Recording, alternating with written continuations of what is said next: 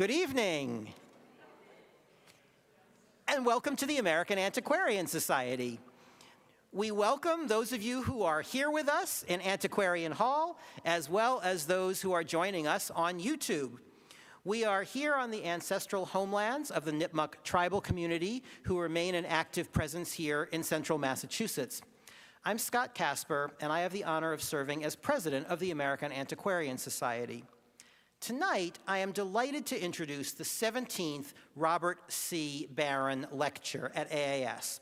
And first, I'd like to say a few words about the person whom this lecture honors, Robert C. Barron, as we know him, Bob, the founder and president of Fulcrum Publishing.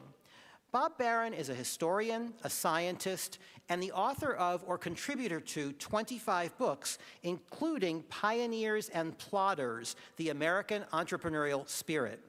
He was program manager for the Mariner 2 Venus and Mariner 4 Mars onboard space computers. In 1971, he founded Prime Computer, which became one of the Fortune 500 largest companies in the United States. He led the American Antiquarian Society Council as our council chair from 1993 to 2003. And this lecture annually honors his legacy here at AAS and his achievements. The Barron Lecture brings a distinguished American Antiquarian Society member who's written a seminal work of history back to Antiquarian Hall to reflect on the book's impact on scholarship and society since its first appearance. Previous Barron lecturers have included Bernard Balin, Laurel Thatcher Ulrich, John Demos, Mary Beth Norton, and last year, James Merrill. Our 2022 Barron Lecturer has a long history with the American Antiquarian Society. We are this Saturday going to be celebrating the 50th anniversary of our fellowship programs. And so it's especially fitting that Jacqueline Jones was among AAS's earliest fellows. She held a Fred Harris Daniels Foundation Fellowship here in 1974-75 while working on her dissertation, which became the basis for her first book, Soldiers of Light and Love, Northern Teachers and Georgia Blacks, 1865 to 1873. Now, it would be presumptuous for the American Antiquarian Society to claim credit for the extraordinary career she has built since, but at least we can take pride in having been a part of its origins. Jackie Jones followed up Soldiers of Light and Love with Labor of Love, Labor of Sorrow, Black Women, Work, and the Family from Slavery to Present, which appeared in 1985. That book, which is the subject of her Barron Lecture tonight, won the Bancroft Prize, the most prestigious award in the field of American history, and was a finalist for the Pulitzer Prize. In all, Jacqueline Jones has published, I believe, by my count, 10 books, which is remarkable, including A Dreadful Deceit, The Myth of Race from the Colonial Era to Obama's America, also a Pulitzer Prize finalist. Her new book, No Right to an Honest Living, The Struggles of Boston's Black Workers During the Civil War Era, will appear in January. Over her career, Professor Jones has served on the faculties of Wellesley, Brown, and Brandeis before moving to the University of Texas at Austin to become the Ellen C. Temple Chair in Women's History and the Maston Gentry White Professor of Southern History. She now holds emerita status at Texas. Her many awards include a MacArthur Foundation Fellowship in 1999, and she served as president of the American Historical Association in 2021. Jacqueline Jones was elected a fellow of the American Academy of Arts and Sciences in 2002 and an AAS member in 2008, which leads me to wonder what took us so long. Soon after Labor of Love, Labor of Sorrow appeared in 1985, the preeminent historian of American women, Gerda Lerner, reviewed it for the American Historical Review. She called Labor of Love, Labor of Sorrow a superb and richly interpretive history of Black working women in America based on extensive and careful use of printed sources. As Lerner wrote, Jones succeeds admirably in depicting Black women not only as victims of discrimination and exploitation, but also as agents for social change, defending their own and their families' rights, defining cultural priorities for their communities, and struggling to mediate between Afro-American and white culture.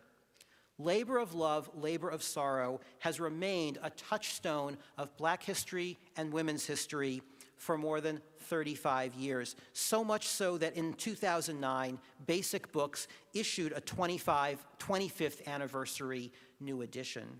So tonight, I am delighted to welcome Jackie Jones back to the American Antiquarian Society to talk about this groundbreaking book in its original context and in our own, more than 35 years after its publication.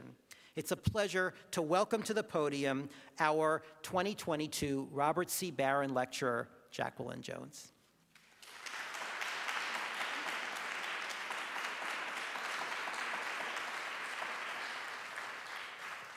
Thank you so much, Scott. It's such a pleasure to be back here under the generous dome, this beautiful building. And I was so honored to be a fellow here in 1974. I'll talk about that in a moment. But I really do appreciate this opportunity for a retrospective of Labor of Love, Labor of Sorrow. I've enjoyed preparing for this talk tonight. It's given me a chance to go back to the book and where I was 40 years ago, actually 40 years ago when I began it. So the book is about the terrible tension between Black women's unwaged labor for their own families and communities on the one hand, and their unwaged labor as enslaved workers and their waged labor for whites on the other. And the purposes of my talk tonight are to review the social and historiographical context for this book, and to tell you a little bit about my previous work and my subsequent work and how it relates to Labor of Love. So I did write, the book was published in 1985, but I began it in 1980. I had my first daughter in 1981 and my second daughter in 1985. So the writing of the book really spanned my early years of motherhood. I was writing during the first administration of the Ronald Reagan presidency, 1981 to 1984. But I think the most salient fact here is that I wrote the book for my Wellesley College students. I began teaching at Wellesley College in 1976, and I offered a survey of American women's history. I realized in teaching that course that a lot of my students thought of working women as surgeons, college presidents, attorneys. They seemed oblivious to the women on their own campus who worked in the dining halls, the women who cleaned their rooms, and that was a striking fact to me. But I think the moment of my aha moment was one day when we were looking at the sweatshop industry on the Lower East Side of New York, and we were looking at the horrific working conditions of women in that industry, and you know, the long hours, the low pay, the horrible abusive bosses. And one of my students raised her hand and she said, well, you know, it was awful for these young women, but at least they didn't have to stay home with the kids. And I thought, wow, these students really need a wake-up call about the labor force and what it has meant for women over the generations. They tended, I think, to think of wage work as liberating intrinsically. And anyway, I had an incentive to write this book for my Wellesley College students. So I was pleased with the reception. This is the back cover. with blurbs from Coretta Scott King, Barbara Ehrenreich, Nathan Huggins, and Alice Kessler Harris. And just the other day, I had a very animated discussion with one of my friends about blurbs for books. And he said, they don't mean anything, no one reads them. When you look at them, you wonder whether the blurber even read the book. You know, what a waste of everybody's time and energy. But I have to admit, I was very happy with these blurbs. And I still am, so much for blurbs. And I was delighted, too, that Toni Morrison reviewed the book in the New York Times Book Review section. And I read this book, I read this review just about a week after my second daughter was born on April 5th, 1985. So anyway, I remember reading the review and being thrilled with it.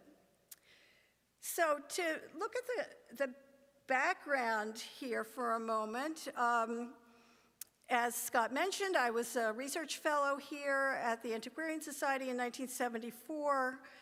I was doing research for my dissertation, which became a book published by the University of North Carolina Press in 1980, Soldiers of Light and Love.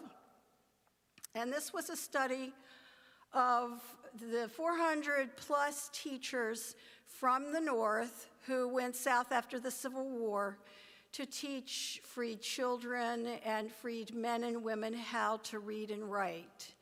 So I did a case study of these women. Most of them were the daughters of New England farmers, clergy. Most of them were sponsored by the American Missionary Association, which was an agent of the Presbyterian and Congregational churches. And here at the Antiquarian Society, I spent that long, hot summer of 1974, when Richard Nixon resigned from the presidency, reading biographical material about as many teachers as I could find. The genealogical resources here are fabulous. So I got a lot of material on these teachers, and the more the better. I have to say that I spent close to 3 years with my head stuck in a microfilm machine reading the teachers' letters that they had written to their supervisors at the AMA, recounting in extraordinary detail their activities in the classroom, their missionary work among Black families. Luckily for me, these teachers had schoolmarm's handwriting. But what a wonderful resource for this period in American history, 1865 to 1873. But reading these letters and following these women, I was struck by the fact that although they loved their students, their pupils, they believed they were smart and eager to learn and lively in the classroom, these teachers still believed that Black families after the war could establish themselves as independent small farmers if they just worked hard, saved their money, and bought some land. And what the teachers couldn't seem to understand at the time was that a lot of white landowners were not going to sell their land to Black families. A lot of Black families lacking cash, credit, or land would have to work as sharecroppers for many years, a highly exploitative system that would not allow them to accumulate the resources to buy land. So I found myself actually, in a way, more interested in these families in Georgia than in the teachers themselves. The teachers were kind of familiar to me, their idealism and their kind of middle-class, blinkered view of the world. What I was really drawn to was the story of the Black families in Georgia after the Civil War. So that led me, and of course with a nudge from my Wellesley College students, to Labor of Love. In the early 1980s, women's history was coming into its own as a field of study. But I found that in many cases, Black women's history was inserted a paragraph here, a paragraph there, as kind of just a supplement to a white woman's narrative. And I felt that did a great disservice to the history of Black women. I must say that I was not the only person here in the early 1980s who had this idea, and I wanted to mention a couple of really excellent contributions to Black women's history that came out around the same time. One is Paula Giddings' When and Where I Enter, The Impact of Black Women on Race and Sex in America, that was published in 1984. And Deborah Gray White's Aren't I a Woman? Female Slaves in the Plantation South, published in 1985.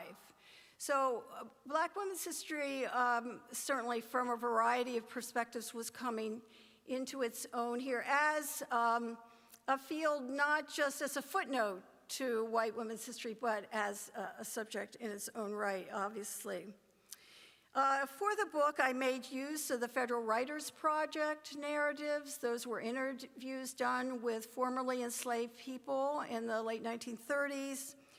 I used government documents, publications of the U.S. Department of Agriculture, a variety of magazines, autobiographical and biographical writings.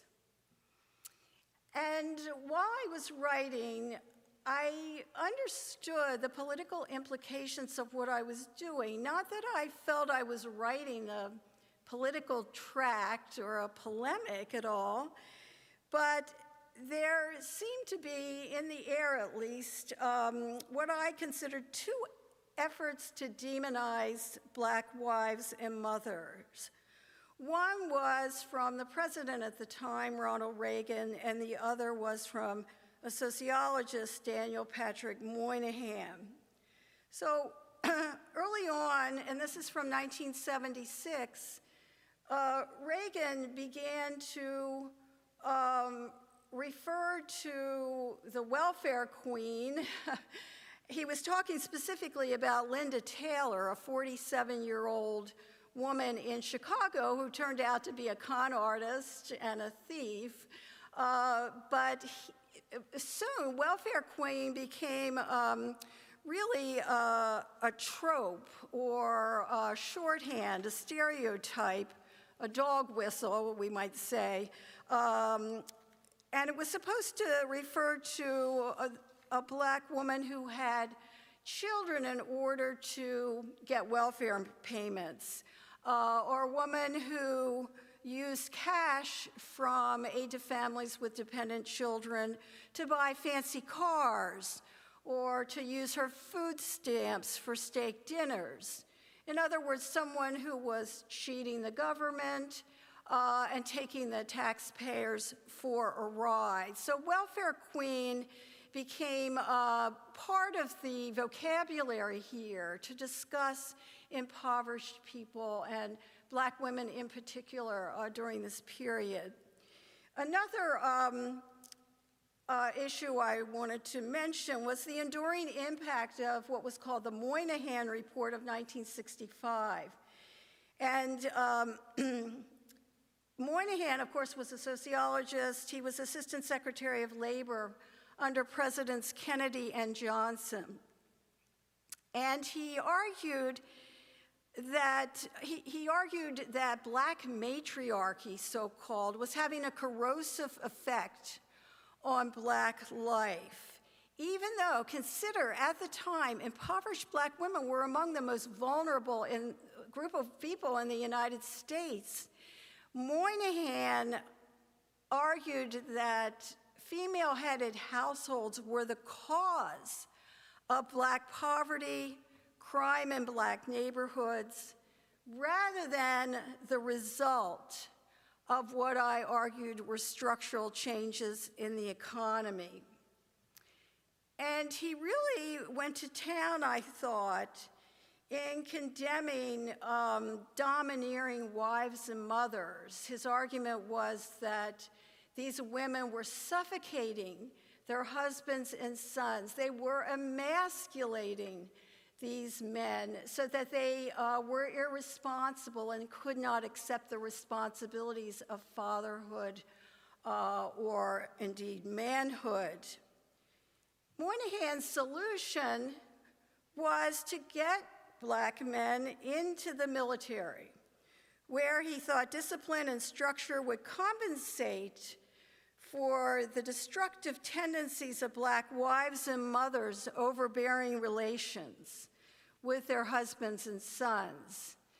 So here, keep in mind that he's arguing that sending young Black men off into the jungles of Vietnam is somehow going to redeem them and rescue the Black family. Well, again, these Moynihan, the welfare queen, these things were in the back of my mind while I was writing the book, certainly. But I was also keen on emphasizing what I call structural changes in the economy as a major factor in Black women's work. So it is really a central fact of Black women's history that they were excluded from the clerical and retail sectors that became so prominent in the 1880s on. We see here a white woman with a typewriter. White women were clerks for department stores, a major source of employment for white women, really from the 1880s onward to the present day. Black women were excluded from this kind of work. The argument seemed to be that many companies, stores, offices didn't want Black women to be interfacing with white customers. So they were not hired in these positions. One really great photo I found that I used in the book was a Black telephone operator, but this is from Mound Bayou, Mississippi, an all-Black town, So Montgomery Ward in Chicago employed some Black women, but they were out of sight from the customers. They were in the storerooms and in the sewing rooms, areas that customers couldn't see. So that limitation on Black women's employment was a major factor here. And as you can see, as this economy changed and the service and clerical sectors became more important, Black women remained confined mostly to work as domestic servants or agricultural field hands. I also was interested in deindustrialization and the way it affected Black men. The introduction of technology in factories, sending some manufacturing plants offshore, when manufacturing left the inner city and went to the suburbs, all of these factors affected Black men's ability to get jobs in factories. And this article is from June 2009, GM Detroit and the Fall of the Black Middle Class. My point here was that the Civil Rights Act of 1964 was unable to erase the historical legacy of discrimination that had affected Black families. When I taught this course, the American History Survey, my students all heaved a sigh of relief when we got to 1964, 1965 with the Civil Rights Acts, opening up jobs to people of any color, gender, making the federal government guaranteeing the right to vote, and so forth. My students say, oh, well, now we have a level playing field and everybody is equal and they'll do well according to their own abilities, not understanding what generations of discrimination had done when Black families were unable to accumulate equity in a home, for instance, because of redlining in northern neighborhoods, because of segregated schools, because of discrimination in the workplace. So I wanted to look at these structures of the economy, and I also wanted to look at the way these structures and their legacy had been embedded within the fabric of American society. Now, just to switch gears for a few minutes, and I can see the eye rolls in the audience here as I put up Appendix C, data for Chapter 3. But I'm not going to read the data except to tell you that I want to stress how important these appendices were for me in my development as a scholar. What I did was it was kind of primitive at the time, but I sampled families, black and white sharecropping families, in several counties across the Cotton Belt in 1880 and 1900 to compare white and black sharecropping families. And as a reminder, sharecroppers don't own any land, they don't own mules, they have to rely on the landowner, their employer, for seed for the cotton. At the end of the year, they owe him a portion of the cotton, usually a third or a half or more, and they find that they're in debt to the landlord and have to stay on and continue to work. It's highly exploitative, but white families were caught up in this as well as black families. So I was curious for my chapter on the rural South in the late 19th century, I was curious to see how black and white families compared. And there were two major takeaways from all this data. One is that black families were intact in the South after the Civil War and throughout the 19th century. In other words, Moynihan and others had argued that it was an insidious legacy of slavery, that there were so many female-headed households in northern ghettos in the 1960s. But I found that was not the case, clearly, because yes, the black family was under assault under slavery, but meanwhile, after slavery, these kin found each other and reconnected. These families emerged in a very strong way. And the other takeaway here was that the similarities between black and white families, sharecropping families. And here are the issues I looked at and found that black and white families were very much the same. Whether the household head was male or female, usually male. Were both spouses present? Almost always yes. In 1880, 86% of black and 87% of white households had both spouses present. I asked, do persons with the same surname live nearby, to get a sense of kin clusters here, and the answer was to the same extent. The wife's age relative to her husband. Usually the wife was much younger than her husband. He needed to establish himself. He was often in his late 20s or early 30s before he married, and he often married someone in her late teens. The most dramatic differences between these black and white families I found was the literacy of parents. That black parents tended to be 70 to 80% of them were illiterate. In 1880, that was much higher than the white illiteracy rate, but by 1900, only 55% of black parents were illiterate. So that was really the only major difference in literacy here. So just to give you an example, in these tables, I looked at the type of household by race, whether it was nuclear, augmented, or single person. 65% of black and white households exactly in 1900 were nuclear. So they were the same structure.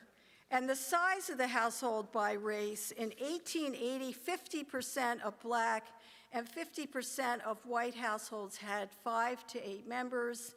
In 1900, 13% of black and 13% of white households had 9 to 12 members. The bottom line here is these are very large families, by and large, because it's a sharecropping system. And the family is able to pick more cotton and do better if there are a lot of kids. So the size of the family is driven not only by its rural nature and the fact that many of these folks do not have much in the way of formal education, but it's also driven by the economic imperatives of sharecropping, and that is the same for blacks and whites, regardless. And this is a great photo from Dorothea Lange, July 1936, showing black and white sharecroppers' kids gathering needs for the 4th of July celebration. And what this alerted me to, or impressed upon me, was that, you know, when you talk about so-called racial differences, you have to talk about class issues. I mean, too often, racial black issues are a code word for poor. Well, that doesn't work unless you compare the black poor to the white poor. So we see this in magazines and newspapers today all the time, right? I mean, you'll see an article about tuberculosis, and you'll see that, oh, black rates of that disease are much higher than white rates. Well, tuberculosis is a poor person's disease. And if you keep class steady, if you look at just impoverished people, those so-called racial differences wash out. Another study, and this was summarized in the New York Times, I couldn't believe it. Do black or white individuals have sound sleep, or are they able to sleep through the night, something like that. And they found that, there were racial differences, that, black people have their sleep disturbed more often, or they complain not getting a good night's sleep compared to whites.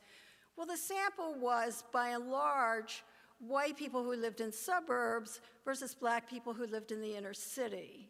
So those are not racial differences. Those are locational differences. And we have to be aware of those rather than, these constantly invoking racial differences is really a destructive tendency that I think we have in this country. So anyway, my interest in larger structures led to my next two books. The Dispossessed was published in 1992, and this followed Labor of Love, Labor of Sorrow. I wanted to look at black and white families, not just black women, to get a better sense of household dynamics. And I found that in many cases, black men in the sharecropping economy left their families during the summer after the cotton had been laid by and went off to work for the railroads or in the phosphate mines or somewhere else to bring back some cash to the family.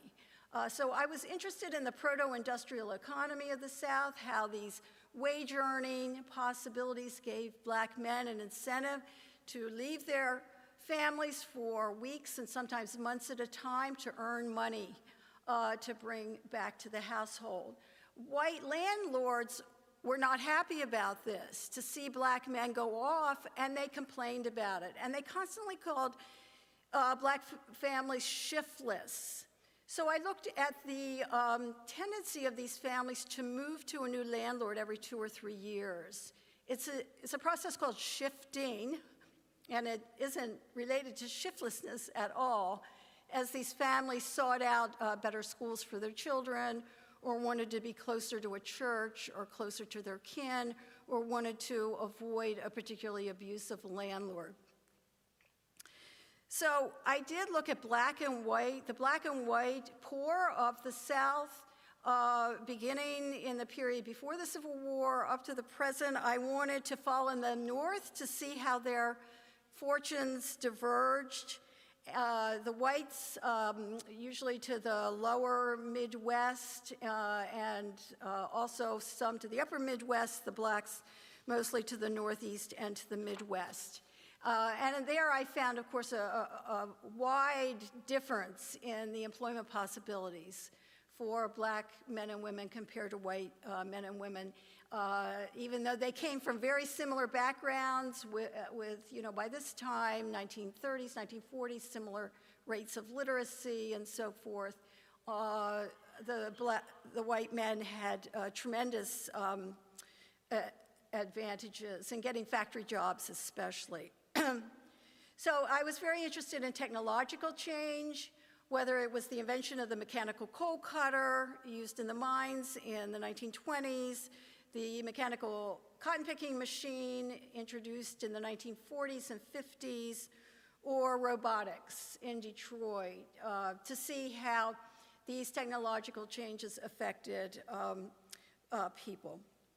And I ended with a discussion of what I call distressed communities around the country, not just ghettos or inner cities, but also Cold War, post-Cold War military bases, tourist areas where the workers who serviced the hotels and the restaurants could not afford to live in those communities.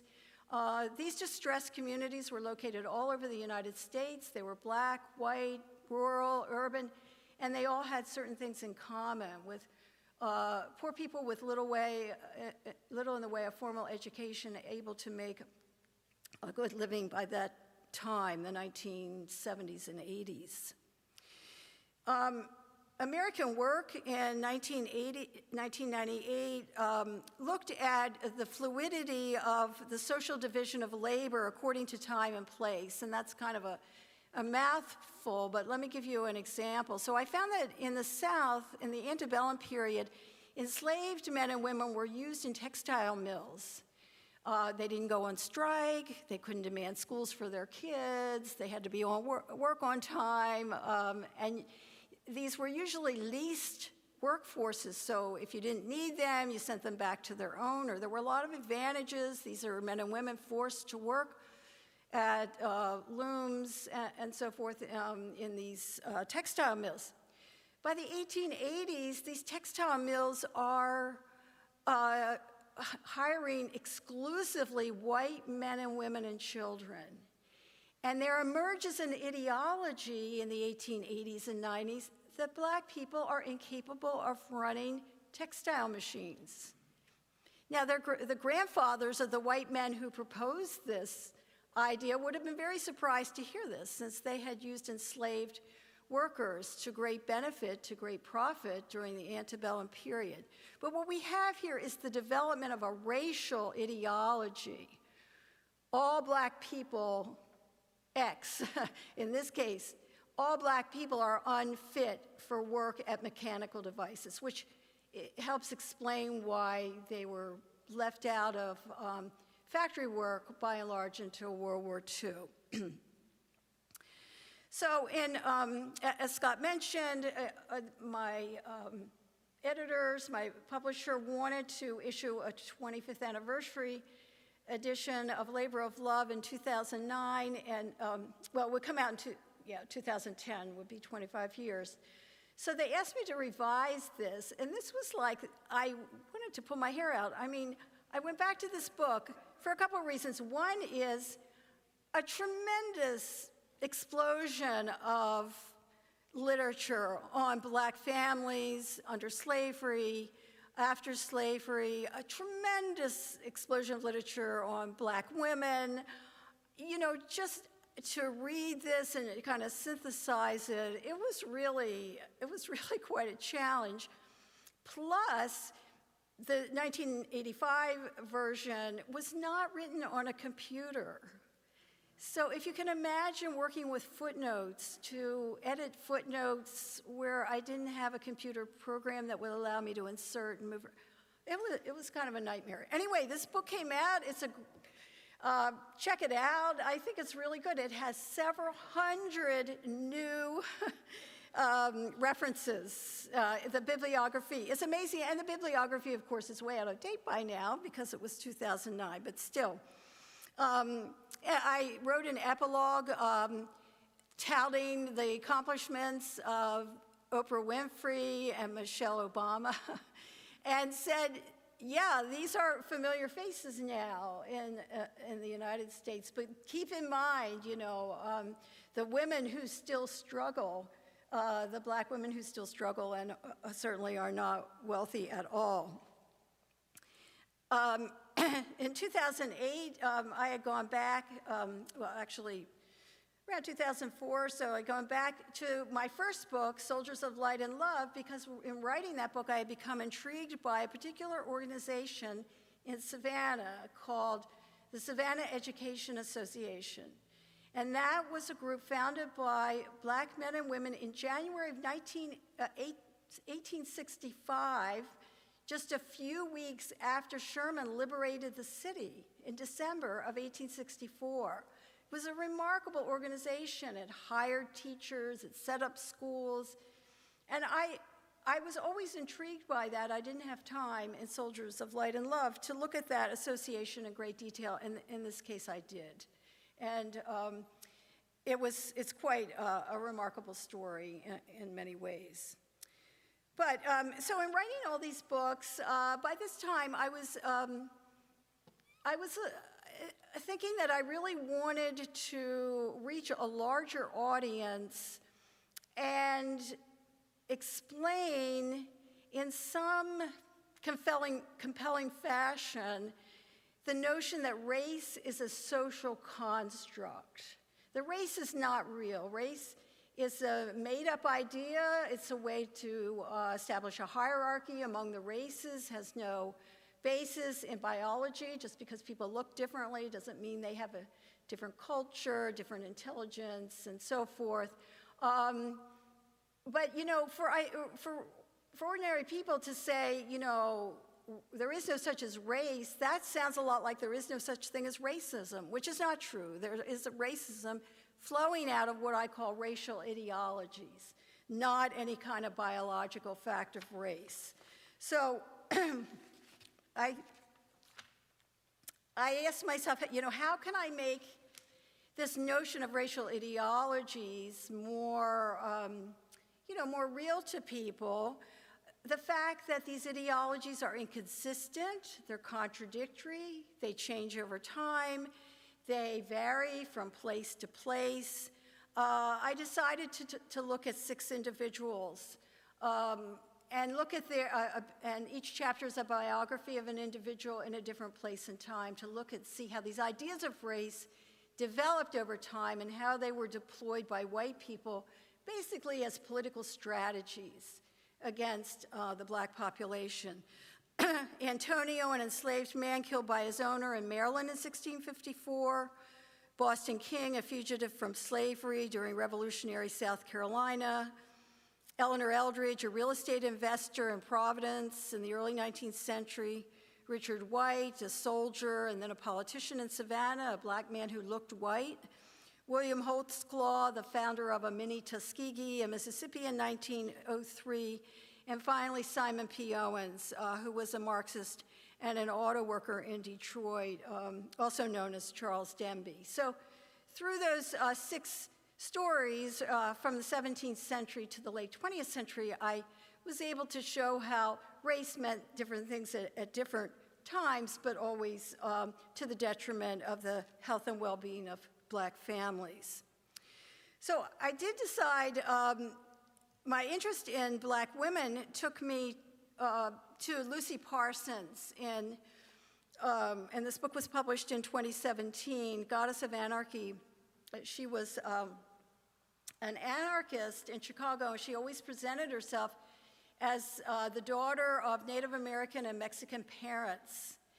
And that was a fiction she concocted soon after her husband, Albert Parsons, was convicted wrongly for his role in the Haymarket bombing in 1886 in Chicago. She was actually born to an enslaved woman in 1851 in Virginia. Fascinating individual. I can't say I warmed to her over time. I really was intrigued by her, but anyway, people say, Goddess of Anarchy, anarchists don't believe in gods. No gods, no masters. How can you call her goddess?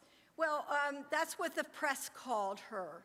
She was very beautiful, she was very vain, and here she is in a silk dress with a lace collar, gold earrings, and an ostrich plume in her hat. This was a portrait she had taken about 1887, and as I said, yes, anyway, she's a very interesting person.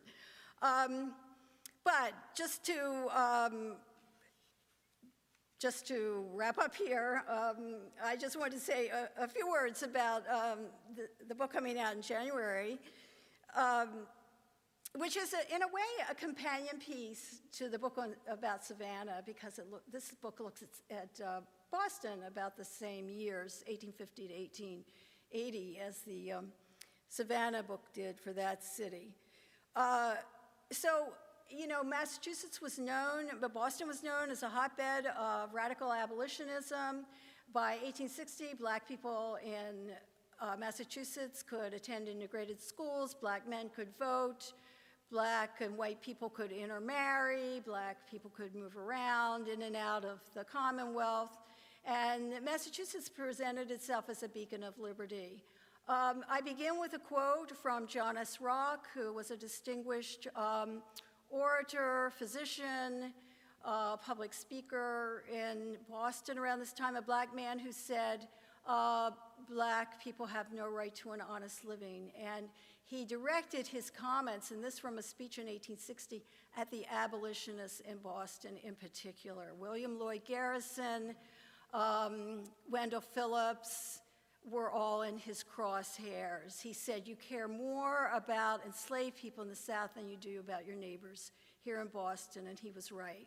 So I look at, you know, potential allies here to black workers in Boston, and each group failed. The abolitionists, the Republicans, city administrators who hired lots of people to work on the city streets, never hired black men, department store owners. I go through the whole list of veterans of the war who you think would have appreciated black men's sacrifices as soldiers were not advocates for equality in the workplace. The white laboring classes were adamantly opposed. So it's a story about creativity and how, faced with a tremendous amount of discrimination, black families and black individuals did make a living. So I just wanted to end by saying that labor of love was very significant, obviously, for my own development as a scholar.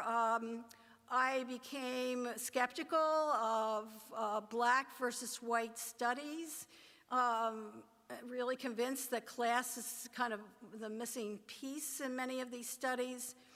I gained a great interest on economic structures in different sectors of the economy and how they waxed and waned over time. I came to view the family not just as nuclear arrangements, but also the presence of extended kin, borders, as well as kin clusters and so forth. And I came to appreciate these heroic efforts to make a living on the part of impoverished people, efforts that were really not recognized at the time and are not appreciated today, as well. And finally, the primacy of labor in paid and unpaid in people's lives. No one has a right to an honest living. I understand that. It's not in the Constitution. Yet we all recognize that steady, well-paying work is essential for the health and well-being of individuals and their families. The social division of labor then deserves scrutiny, along with our attention to voting rights and political representation. The legacies of slavery are all around us today, and a sizable proportion of the white population does not want to acknowledge that, I think. And that is one of the greatest challenges that we as a society face today. Thank you.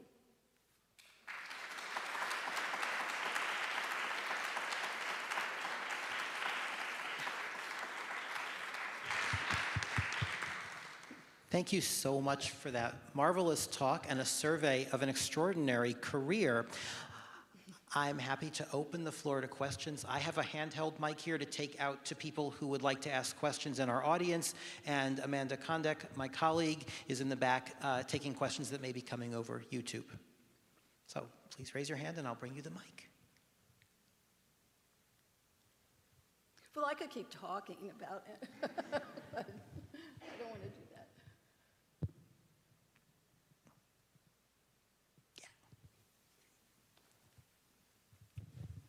Thank you. Marvelous survey. I'm curious.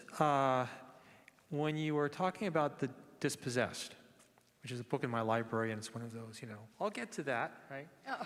Oh. You mentioned that one of the particulars you pointed out is that black men would go out and find wage work during the off-season, then come back.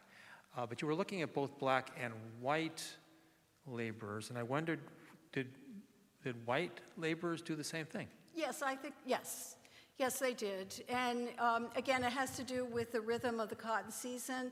You plant in March and April, you weed, get the weeds out in June.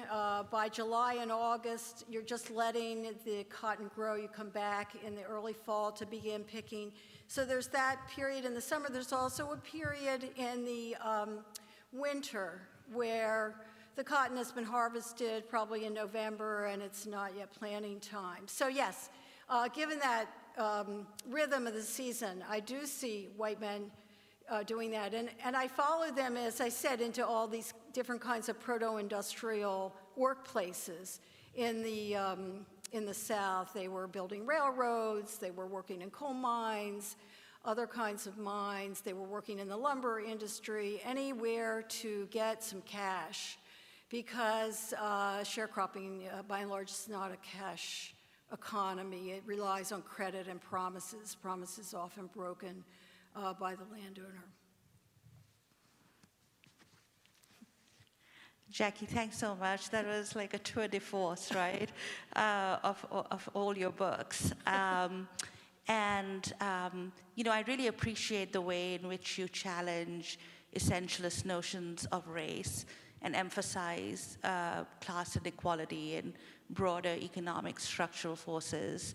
But my question really has to do with the forthcoming book, because I want to hear more about it. It just sounds really fascinating, as much of your work.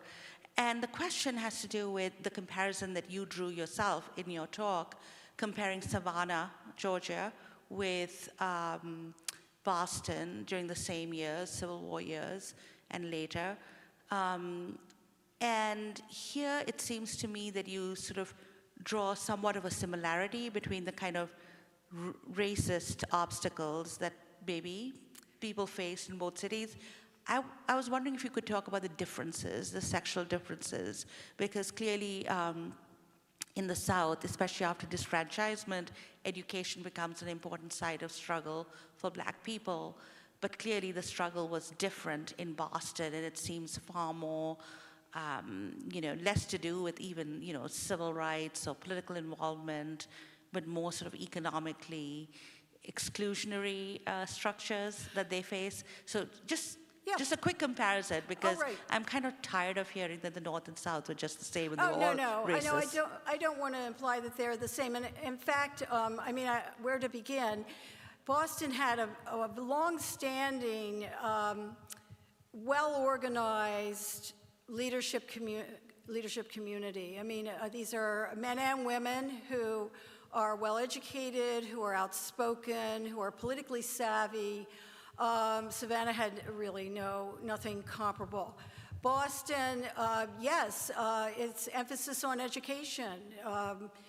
Higher education, this is where, a few black people are able to get a higher education. The first black undergraduate at Harvard, I think, is 1865, and the first graduate of Harvard Law School is around this time. And also, Boston draws in a lot of very talented people from the South and the Mid-Atlantic. You don't see a lot of talented people of color going to Savannah, really, because there wasn't much for them. But Boston, again, with this very vibrant black community and a community of protest, was really exceptional, I think, especially since the black population of the city was very small. And that's, again, a big difference between Savannah and Boston, the very small black population in Boston, and much smaller than the black population in New York City or Philadelphia. But since they were so outspoken, they always seemed like they were more numerous than they were, many of these leaders. But yeah, a really vibrant place, and yeah, it's a great story. So my point is that what would seem to be logical white allies in this setting failed to press for integrated work sites. And I had to balance some of these larger themes with the stories of individuals who were very creative. Let me give you one example of creativity here. The Fugitive Imposters. These are black men and women who pretend that they are fugitives from slavery, and they beg for aid to rescue their families in the South from well-meaning white people. And, today we call them scammers or something, but they're really very interesting people, and they're terrific performers. They have to have a narrative, they have to be convincing, and that was a job only open to people of color. So I do a lot with the underground economy, but the difference is, I don't think anybody will mistaken Boston for Savannah, actually. We're going to go up here, and then after that to a question from YouTube. You mentioned that the black population was generally the contention that they were not good in machinery-related employment. Now, was that substantiated? In other words, most machine-related jobs required based on a piecework or productivity. So was it substantiated, or was it just contention that they weren't able to do it? So if their productivity rate was equal or maybe superior to the white population on that same machinery, how could they substantiate, how could they justify that kind of attitude? Right, well, yeah, it's a good question. By the 1880s, we're talking about a different generation of white mill owners, and what they want to do is draw off from the countryside those discontented white sharecropping families. They want to say, come to work in the mill villages. We'll give your kids schooling. We'll have a church nearby. We're going to pay you in cash, unlike your sharecropping landlord. And so, but they limit this to whites. And it's also a period of potential coalitions between black and white sharecroppers on the countryside. So by bringing the whites and giving them this advantage in the mill villages, these owners, textile mill owners, are draining the countryside of some of that militance and some of that potential for a black-white coalition. And what happens is, if you have a factory owner who had a factory for 20 years and never hired a black person, what does he know? And that's one of the points I made in the Boston book at the very end, where John Daniels, who is a sociologist, goes around and interviews some employers in Boston, and he says, I can't really decide whether these guys really believe that black people can't do the work, or since they've never hired a black person, whether it's just a matter of, they just continue to hire white king groups over and over again. But, when tractors are introduced in the rural South in the 1930s, that's white men's work. And again, it's really not until World War II that large numbers of black men and women get to work in factories for a relatively decent wage. Yeah. So we'll go to YouTube for a question. Amanda? Thank you, Scott. So we have a question here from Gabriel Loyacano, who wonders if Jackie can comment on how undergraduate students' assumptions have changed since those days at Wellesley. Well, Gabe, hi, Gabe. Gabe is one of my PhD students from Brandeis. Whoa, Gabe. Out in Wisconsin, so nice to hear from you. And Gabe has written a terrific book on poverty in Rhode Island, so check that out.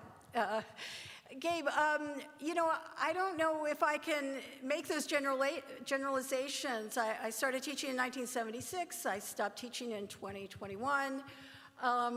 It's hard to generalize. I mean, there are all sorts of differences in our students today.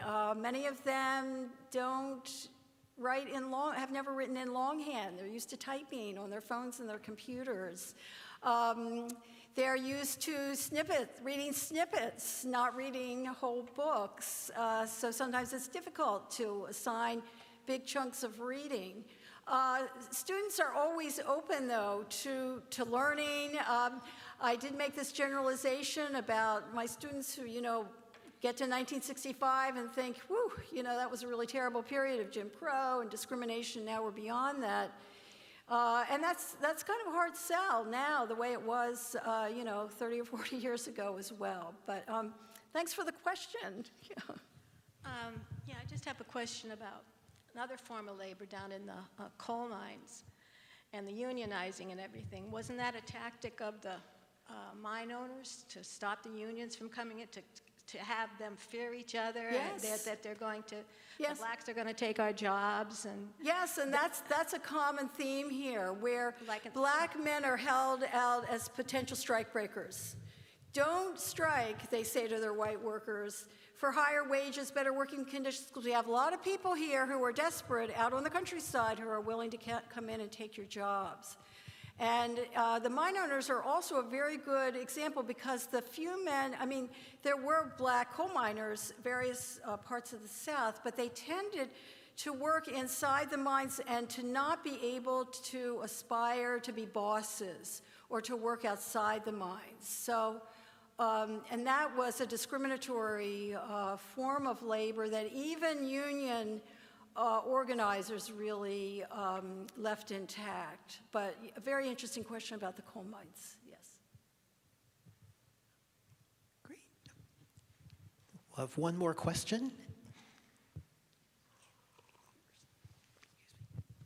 I'll try to do a wrapping up question, and I still remember reading Labor of Love, Labor of Sorrow, and being gobsmacked by the brilliance of your ability to think about structures, economic structures, and family experiences. But the question I have for you really is about the changing research agenda. So your first years as a fellow here in 1974, working through paper and microfilm. I mean, I remember those microfilm days. And how that research, how the tools available for you have changed over the trajectory of this career that gets us to 2023. So how are you thinking about sources now, and how has your work changed by the archival availabilities of stuff? So thank you for everything that you've written. Thank you, Anne. That's very nice. Well, just very quickly, I will say I learned doing the Lucy Parsons book the joys of digitized newspapers, because I could just plug in her name and articles from all over the country would come up, and I found what I call the Rosetta Stone of Lucy Parsons' life in a St. Louis Globe-Dispatch article in 1888 I never, ever would have found. So, and it told about her background, her mother, her siblings. It was amazing. The latest book is actually a COVID book because I was able to rely so heavily on online sources, and I never felt I was being deprived, actually, because when I did need archival sources, I had the benefit of wonderful archivists all over the country. I would say, I really need this folder, I can't get there, and they would send it to me as a PDF. And I used the Boston City Council minutes are all online. You can go back and read, from the 18 whatever on. 1 year is 700 handwritten pages. But still, it's there, and you don't have to go sit, in an office downtown. I found fabulous online resources for this latest book. And I say it is a COVID book because a lot of the archives shut down, obviously, in the spring of 2020, and I didn't feel I was finished with my research, but I was able to really accumulate a lot of material nonetheless. But thank you for that question. That's a wonderful note on which to end as we think about the arc of a 45-year career and so many marvelous books. Jacqueline Jones, thank you so much for this year's wonderful Barron Lecture.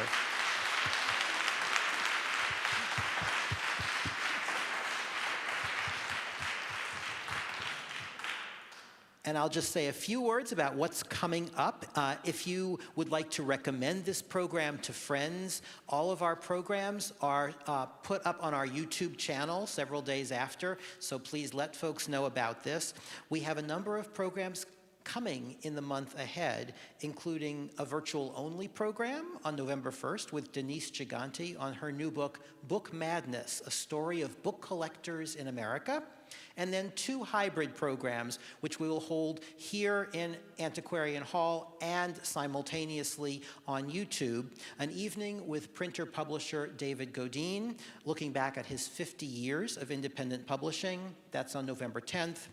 And then a week later, on November 17th, an evening with Black women poets of Worcester, reflecting upon the works in the Brown family collection, which the Brown family of Worcester has entrusted to the American Antiquarian Society. So it's an evening that really connects us with the community in which we exist. Please join us for those events, and for now, thank you and have a good evening.